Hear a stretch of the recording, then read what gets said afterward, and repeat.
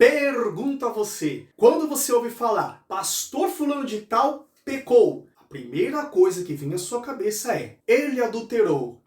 É ou não é verdade? Pois é, a gente até coloca a classificação fulano caiu, e essa palavra caiu já tá falando sobre uma prática sexual ilícita. Então, já sabe, tire as crianças da sala e vamos a esse assunto agora.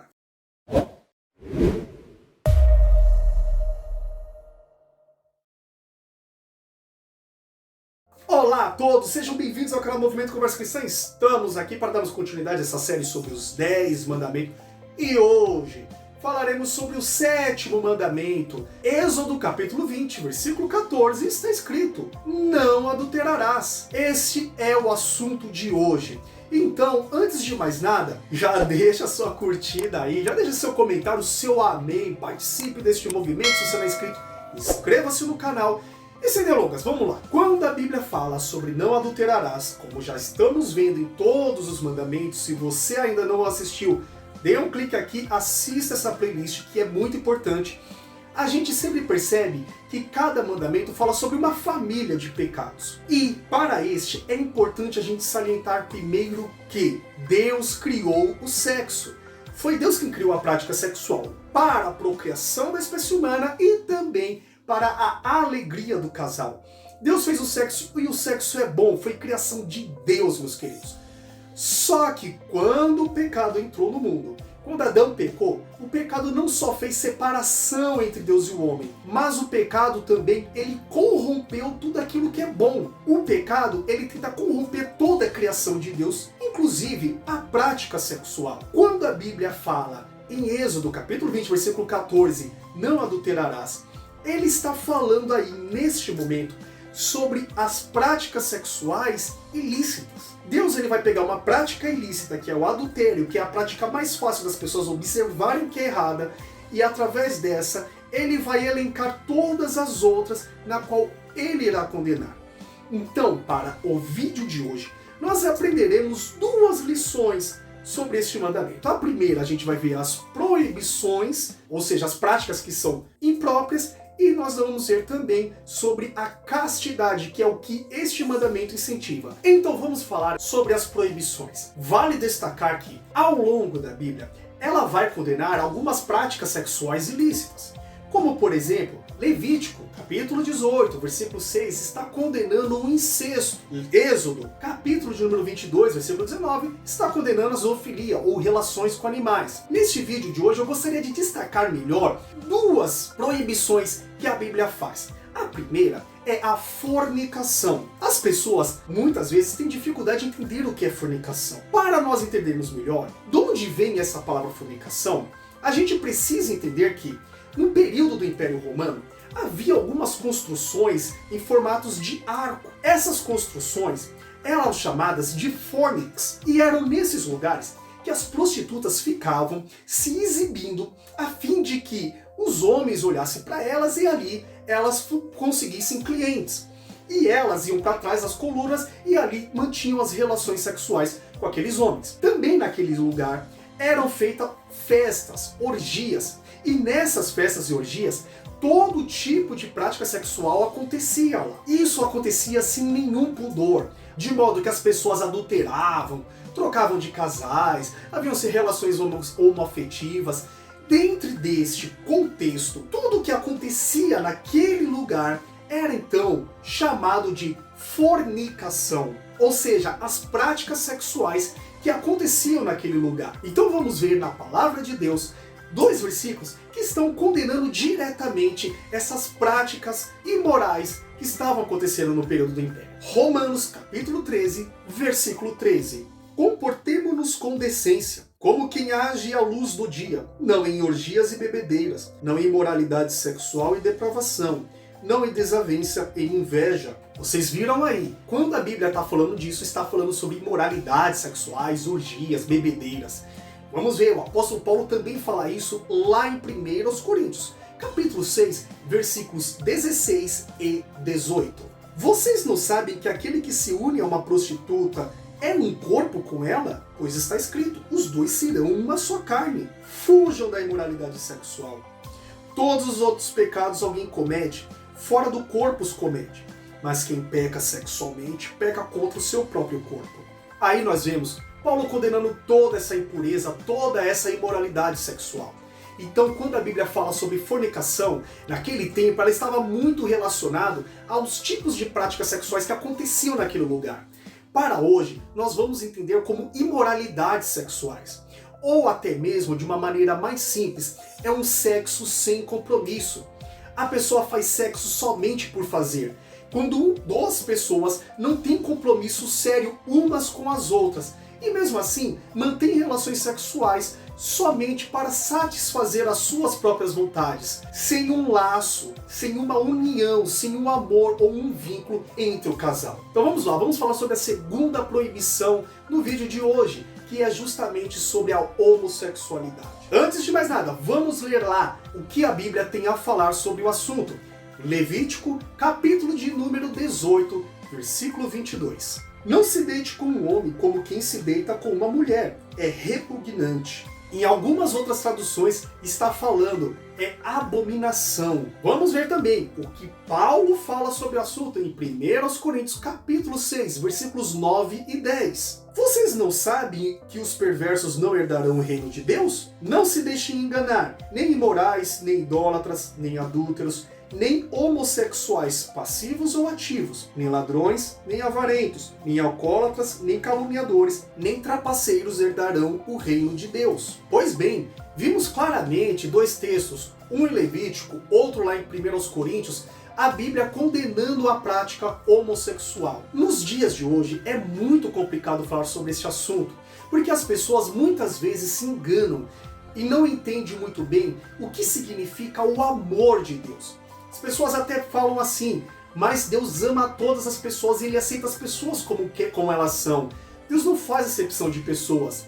Outros até dizem, eu creio em Deus, eu já tenho o Senhor Jesus, eu não me preciso de religião ou de placa de igreja, porque Deus ele já me aceitou desse jeito. Meus queridos, quando a gente fala sobre o amor de Deus, vale destacar, não somente quando a gente está falando contra a homossexualidade, quando a gente fala de qualquer uma outra prática pecaminosa, que o amor de Deus ele nos transforma. Deus ele não faz acepção de pessoas, porque ele ama a todo ser humano, e quando ele ama esse ser humano, e esse ser humano crê em seu filho, crê no seu nome, se converte, o amor de Deus nessa pessoa a transforma numa nova criatura. Até porque 1 João capítulo 2, versículo 15, a Bíblia deixa claro, não ameis o mundo e nem o que no mundo há. Se alguém ama o mundo, o amor do Pai não está nele. A gente diz que Deus nos ama e eu posso viver do jeito que eu quero, e aí é um engano. Quando nós amamos o mundo, o amor de Deus não se torna efetivo em nossas vidas.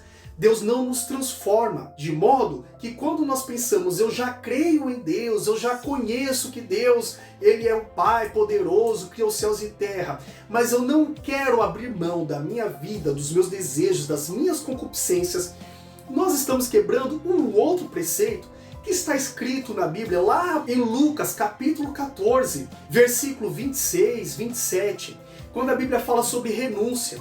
Se alguém quiser vir após mim, e amar mais o pai, ou a mãe, irmão, irmã, se amar mais a si mesmo do que a Cristo, não pode ser digno de ser o discípulo dele. Na sequência, Jesus vai falar isso. Se alguém não levar a sua cruz, não se renunciar a si mesmo, não pode ser meu discípulo. O Evangelho requer que nós abramos mão daquilo que nós somos muitas vezes, daquilo que nós queremos, das nossas vontades.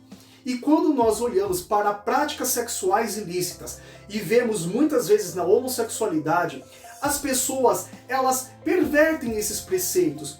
Elas dizem que já são homossexuais e que Deus a ama assim e que ela pode ser assim, que Deus vai amar ela e vai salvá-la deste jeito. As pessoas se esquecem que o amor de Deus transforma, e as pessoas também esquecem que a vida cristã requer renúncia. Muitas vezes esses assuntos são pouco abordados na igreja ou até mesmo não são bem explicados. Mas é claro que muitas vezes é complicado as pessoas entenderem e até mesmo aceitarem essas palavras. Deus requer renúncia. Deus quer transformar as nossas vidas. Deus quer nos fazer de uma pessoa pecadora numa pessoa santa. Deus requer santidade de nossas vidas. Sede santo, como é santo aquele que vos chamou. Segunda grande lição que aprendemos neste mandamento. Se a primeira está falando contra as práticas ilícitas, sobre a imoralidade sexual, se está proibindo, o segundo está incentivando a pureza sexual, incentivando a castidade, uma vida santa no que se diz respeito às práticas sexuais. Há dois aprendizados aqui. O primeiro é que devemos nos guardar para o casamento. Efésios capítulo 5, versículo 31. Por essa razão, o homem deixará pai e mãe e se unirá à sua mulher, e os dois se tornarão uma só carne. Quando então olhamos para este versículo em Efésios, nós percebemos que o ideal bíblico é que o homem, quando sair da casa dos seus pais, ele se una a uma única mulher, e com aquela mulher seja uma carne até que a morte o separe. Deus está tratando agora sobre o assunto do casal. Deus quer que as pessoas se guardem até o casamento, tanto o homem quanto a mulher. Só que nos nossos dias, por conta da imoralidade sexual, dos bombardeios que os nossos adolescentes sofrem, que os nossos jovens sofrem e que infelizmente até as crianças sofrem, o diabo não está de brincadeira. A imoralidade sexual está tomando conta. Esses adolescentes, essas crianças, esses jovens estão sendo bombardeados todo santo dia, na televisão, na internet, na rede social, em todos os lugares, vendo sensualidade, vendo pornografia, vendo imoralidades sexuais, nas letras das músicas, nos enredos dos filmes, nas novelas, nos seriados, em todo lugar, a todo momento. A Bíblia diz: não porei coisas más diante dos seus olhos, mas para onde a gente olha no Ocidente, a gente está vendo a libertinagem na qual tem tomado conta da nossa sociedade. De modo que quando as crianças, quando os adolescentes, eles são bombardeados a todo momento, cria-se muita curiosidade, cria-se muitos desejos. E aí a gente diz, é muito difícil se guardar. Mas é justamente por conta da dificuldade que as pessoas têm em se guardar, é que Paulo vai falar agora em 1 Coríntios, capítulo 7, versículo 2. Mas, por causa da imoralidade, cada um deve ter sua esposa e cada mulher o seu próprio marido.